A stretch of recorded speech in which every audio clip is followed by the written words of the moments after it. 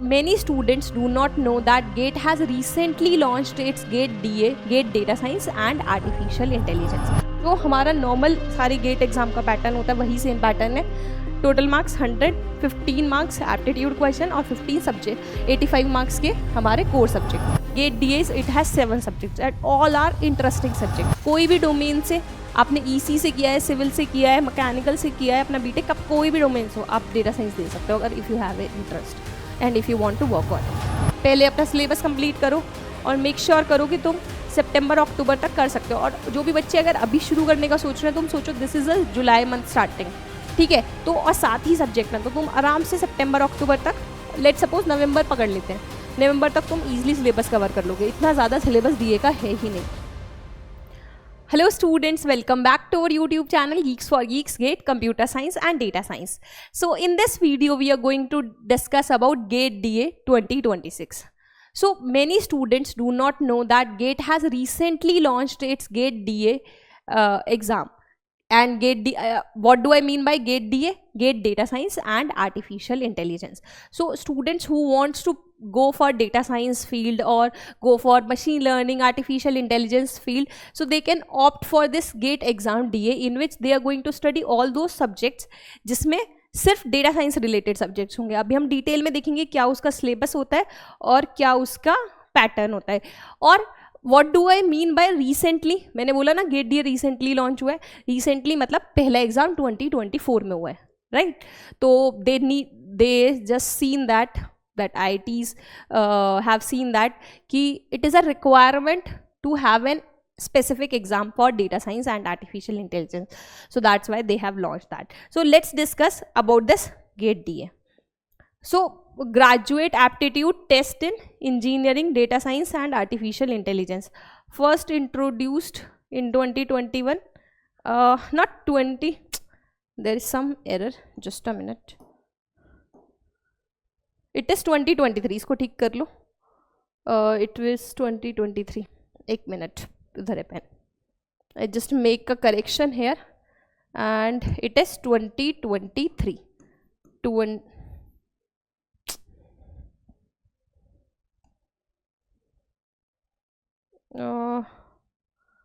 Leave it. ये इसको मैं यहाँ पे लिख देती हूँ in 2023, right? 2023. This paper is offered by jointly by IITs and IICs. Provides admission to MTech in AIDS at top institutes like IIT Hyderabad, IIT Delhi, IIT Hyderabad, IISc. तो सारे top colleges में you would get an admission through this GATE DA and Artificial Intelligence exam, used for higher studies and PSU recruitments. ठीक है. और जब भी gate exam की बात होती है तो I always say that there is added advantage if you would add that in your resume. You can add your GATE rank in your resume. So this is the added point we have, right? So I always tell students कि अगर आप add करते हो कि you have a cracked GATE exam with that much rank or that good rank, so they would get to know, companies would get to know कि कोई भी competitive exam अगर कोई इंसान crack करता है तो they would have the capability to work for a single goal, right? So that's why I always say that. Okay, so 2023 में लॉन्च हुआ है, 2 बार एग्ज़ाम हुआ है. 2024 में एग्ज़ाम हुआ है, एक पहला एग्ज़ाम 2024 में हुआ है और दूसरा एग्ज़ाम 2025 में हुआ है. I am not getting an eraser here. अच्छा ये रहा ना, ठीक है, इसको थोड़ा अच्छे से कर देती हूँ ताकि आई गेट द इरेजर. हाँ, 2023 फर्स्ट इंट्रोड्यूस्ड इन 2023 और पहला exam 2024 and then later second one is 2025. 2 बार ही हुआ है एग्जाम, ठीक है. So now what is the eligibility criteria?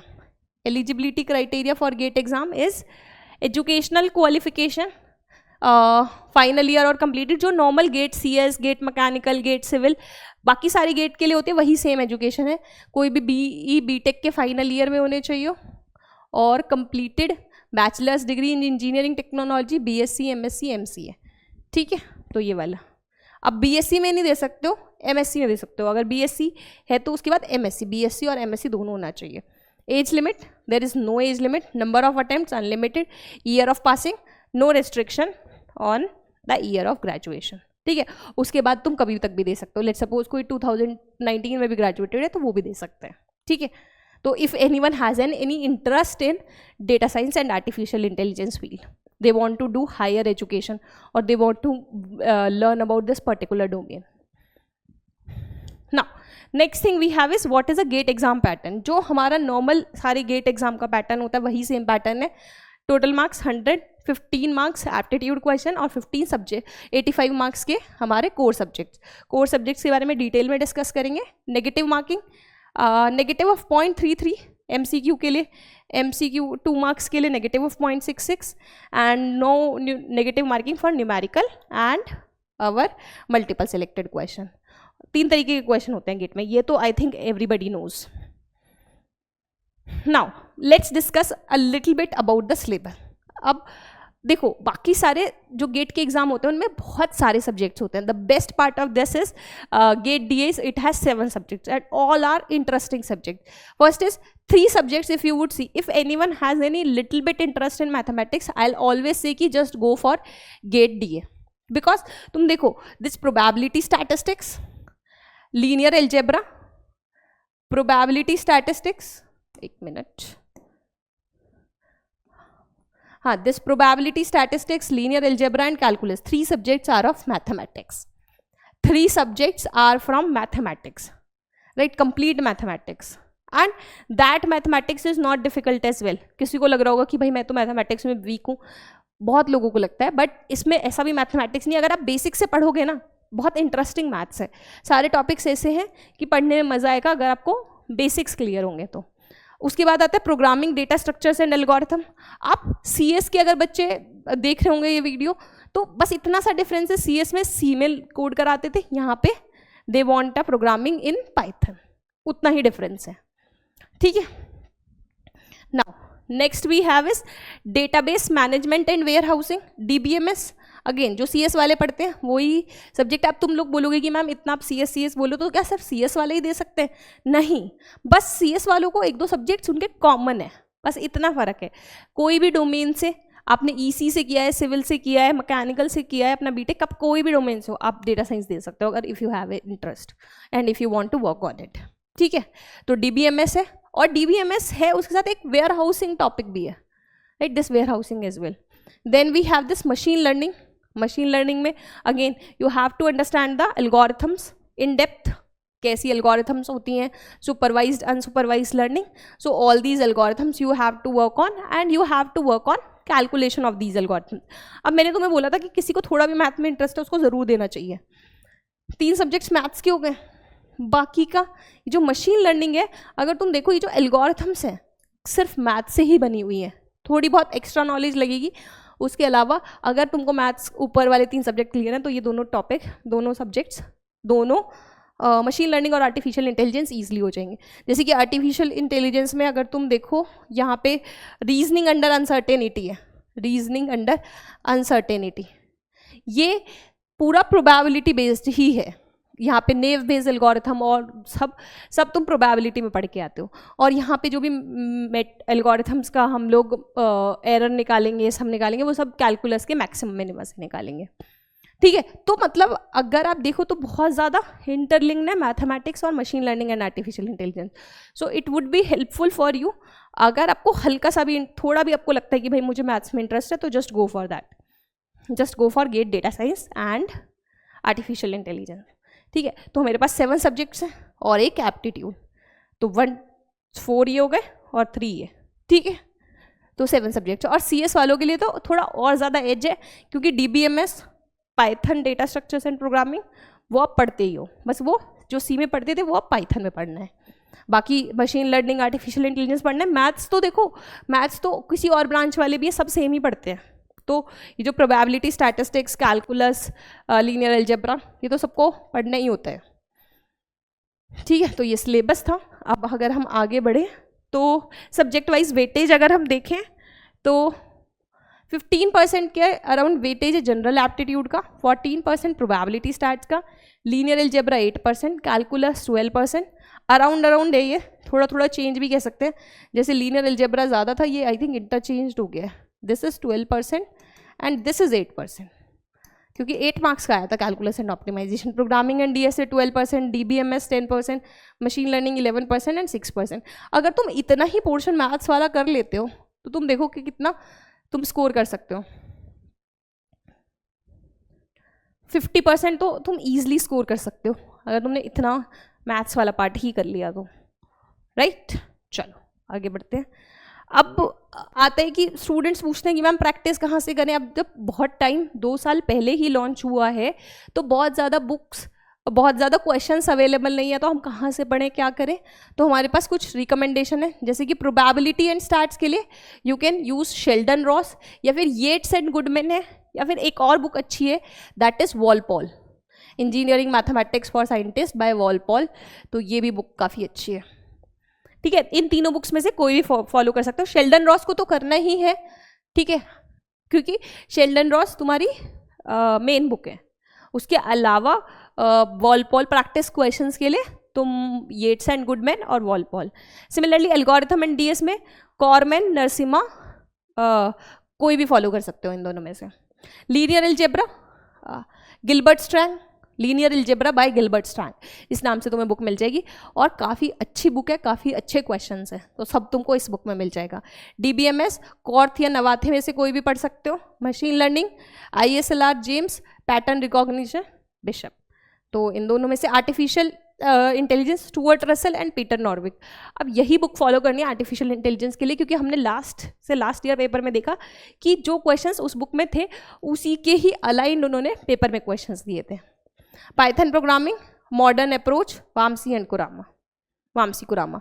और अभी हमारा वो रह गया ना कैलकुलस, तो कैलकुलस के लिए कैलकुलस बाय गिलबर्ट स्ट्रैंग, ये भी एक बुक है, कैलकुलस बाय गिलबर्ट स्ट्रैंग,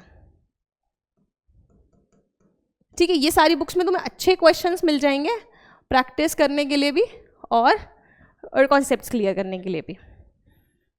वही है प्रिपरेशन स्ट्रैटेजी। कोई भी कॉम्पिटिटिव एग्जाम को उठाओ, पहले अपना सिलेबस कंप्लीट करो और मेक श्योर करो कि तुम सितंबर अक्टूबर तक कर सकते हो। और जो भी बच्चे अगर अभी शुरू करने का सोच रहे हैं, तुम सोचो this is a July month starting, ठीक है, तो और 7 ही सब्जेक्ट हैं, तो तुम आराम से सितंबर अक्टूबर तक, लेट सपोज नवंबर पकड़ लेते हैं, नवंबर तक तुम इजीली सिलेबस कवर कर लोगे। इतना ज़्यादा सिलेबस डीए का है ही नहीं, क्योंकि और ब्रांचेस में सिलेबस बहुत ज़्यादा होता है। ये प्रॉब्लम होता है गेट एग्जाम का, मतलब एक ही वीक पॉइंट है that it has vast syllabus, but ये प्रॉब्लम यहाँ पे है ही नहीं। 7 ही सब्जेक्ट है और बहुत ज़्यादा लेंदी सिलेबस नहीं है हमारा, ठीक है। तो अगर तुम सिलेबस कंप्लीट कर देते हो अक्टूबर नवंबर तक, देन स्टार्ट रिवीजन, और रिवीजन के साथ साथ टेस्ट सीरीज और प्रैक्टिस करनी है क्वेश्चंस की जो मैंने तुम्हें बुक्स बताई हैं, और उसके बाद you have to move to test series, ठीक है। अब रहते कि प्रिपरेशन स्ट्रैटेजी क्या रखनी चाहिए। देखो मैं हमेशा यही बोलती हूँ, जस्ट अगर तुम लेक्चर्स देख रहे हो तो लेक्चर्स देख के नोट्स बनाओ, अपने नोट्स बनाओ, और अपने नोट्स क्यों बनाओ, ताकि रिकॉल करने में आसानी हो, right. Make your own handwritten notes for every subject before going to attend today's class, revise previous class notes. अब देखो अगर आप क्लास अटेंड कर रहे हो किसी भी सब्जेक्ट की, तो क्या होगा कि टीचर तो आपको आके रिवाइज कराएगा ही, जो भी लास्ट क्लास में पढ़ा है वो एक क्विक ओवरव्यू देगा ही, ताकि मेक श्योर रहे कि बच्चे और टीचर सेम पेज पे हैं। बट स्टिल तुम क्या करो, जो भी तुमने कल पढ़ा है उसको आज रिवाइज करके जाओ, ताकि तुमको नेक्स्ट लेक्चर अच्छे से समझ में आए। अगर नहीं करके जाते हैं तो प्रॉब्लम ये होती है कि हम पीछे के कॉन्सेप्ट भूलने लगते हैं, हमें लगता है नया कॉन्सेप्ट समझ नहीं आ रहा, और फिर हमें लगता है क्वेश्चंस नहीं हो रहे, कैसे होंगे जब पुराना रिवाइज नहीं किए। क्योंकि हमें जब नई चीज़ पढ़ते हैं तो उसको याद रखना बहुत मुश्किल होता है, तो उसको आपको दोबारा पढ़ना पड़ेगा। तो मेक श्योर करो कि रिवाइज करके जाओ। हर एक कंप्लीट सब्जेक्ट होने पे उसको रिवाइज करते रहो मंथली। देखो 1 साल का लंबा प्रोसेस है, अब तो 1 साल का नहीं है, अब जुलाई से लेके फरवरी तक, तो हमारे पास कुछ 7-8 महीने का टाइम है। अब इस 6-7-8 महीने के टाइम में बहुत लंबा टाइम नहीं है। लेट सपोज कि तुमने एक सब्जेक्ट आप पढ़ा है, तो ऐसा थोड़ी है कि तुम दिसंबर में जाके उसको रिवाइज करोगे, तो उसको साथ साथ रिवाइज करते जाओ, वरना दिसंबर में जाके इतना सारा रिवीजन के लिए हो जाएगा कि कुछ भी याद ही नहीं रहेगा। तो इसी वजह से कंप्लीट करते रहो, और रिवीजन के टाइम पे बनाओ शॉर्ट नोट्स। जो भी चीज़ भूल रहे हो उससे शॉर्ट नोट्स बनाओ, और शॉर्ट नोट्स को बार बार रिफाइन करते रहो। रिफाइन करने का मतलब क्या है, जैसे ही तुम कुछ और पढ़ रहे हो, कुछ नया तुम्हें मिला और तुम्हें लगा कि वो तो मैंने नोट्स में लिखा ही नहीं था, या वो मेरे शॉर्ट नोट्स में ही नहीं, उसे ऐड कर लो। या फिर टेस्ट सीरीज दे रहे हो, टेस्ट सीरीज देते देते कुछ क्वेश्चन नया डिफरेंट टाइप ऑफ क्वेश्चन आ गया, नया कॉन्सेप्ट है, कॉन्सेप्ट नया है, आइडिया नया है या अप्रोच नया है, तो उसको भी ऐड कर लो, ठीक है। तो डिफाइन करते रहो। फिर सब्जेक्ट वाइज टेस्ट दो और दिसंबर फर्स्ट वीक से पहले सब्जेक्ट वाइज टेस्ट भी दे दो, ताकि फिर दिसंबर में फुल मॉक टेस्ट दे सकूँ। For last week of December start full length mock test, और 15 दिन एग्जाम से पहले ख़त्म कर लो, और लास्ट 15 से 20 दिन में सिर्फ रिवीजन करना है, ठीक है। जो भी पढ़ा है उसे बार बार पढ़ना है, ऐसा नहीं है रिवीजन का मतलब एक बार पढ़ लिया मैम मेरा हो गया, नहीं, बार बार उसको पढ़ते रहो, ताकि एग्जाम में ऐसा ना हो कि कुछ भी भूल रहे हो, ठीक है। देखो क्वेश्चन कॉम्पिटिटिव एग्जाम है, बहुत क्वेश्चन, कुछ क्वेश्चन ऐसे होंगे जो नहीं आते होंगे, जो कभी पढ़े ही नहीं होंगे, हो सकता है, there might be a possibility, तो उनको तो छोड़ोगे, लेकिन जो आते हैं इसलिए नहीं छोड़ना है कि सिली मिस्टेक करके नहीं, गलत करने, और जो आता है, जो पढ़ा है वो इसलिए नहीं छोड़ना है कि याद नहीं आ रहा है, तो इसलिए वो उस सिचुएशन में पहुंचना ही नहीं है। इतनी बार रिवाइज कर लेना है कि जो भी पढ़ो सब याद रहे, ठीक है। लास्ट 2 ईयर का 21-22, अच्छा ये पता नहीं, चलो इस वाले डेटा को रहने देते हैं, जस्ट लीव दिस डेटा, क्योंकि लास्ट 2 बार ही हुआ है, तो कट ऑफ ये है नहीं, इसको छोड़ दो, ठीक है। फाइनल टिप्स क्या, कट ऑफ से हमें नहीं लेना है, हमें कट ऑफ से ज़्यादा कुछ मतलब है नहीं, क्योंकि हमको क्या है, हमको अच्छी रैंक लानी है। इसे कट ऑफ सिर्फ क्लियर करने के लिए एग्जाम क्लियर नहीं करना है, we have to do something with that particular exam ना, सो हमें अच्छी रैंक लानी है, तो अच्छे नंबर पे फोकस करो। So we'll try to make sure कि 80 अबव वील स्कोर 80, है ना, and 80 above we'll score and we'll get a good rank, ठीक है। Final tips, stay consistent. देखो किसी भी एग्ज़ाम के लिए, कोई भी लाइफ में कुछ सक्सेस पाने के लिए आपको ये करना ही पड़ेगा, it is not for this exam particularly, ये तो पूरा लाइफ टाइम ही है कि अगर आपको प्लेसमेंट चाहिए तो प्लेसमेंट के लिए कंसिस्टेंट रहना है, आपको कुछ भी अपनी लाइफ में अचीव करना है तो you have to be consistent.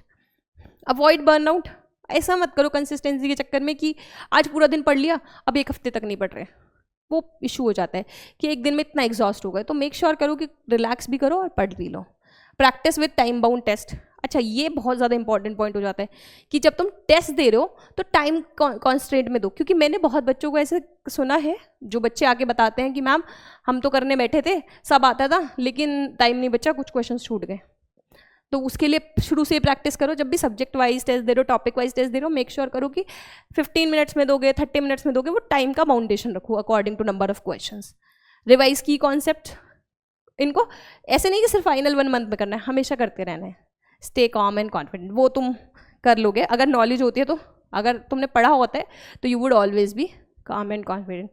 तो गाइज ये GFG में हम सब लोग फैकल्टीज़ हैं, which if you want to join us, like either you can connect us on YouTube or on our Telegram channel, or we have our courses for both GATE CS and DA, so you can join us, and we are all the faculties here which would help you in your preparation. This is a Telegram channel link, you can just pause the video and scan it to join us, right? This is our test series, right? So if you have already started preparing for CS and DA and some of the subjects you have completed, you can go through the test series of CS and DA, right? You can find out the link in the description. Okay, so yeah, that's all for this video guys. Thank you for joining.